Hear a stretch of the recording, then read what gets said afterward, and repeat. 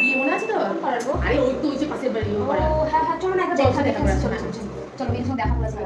1 hour later.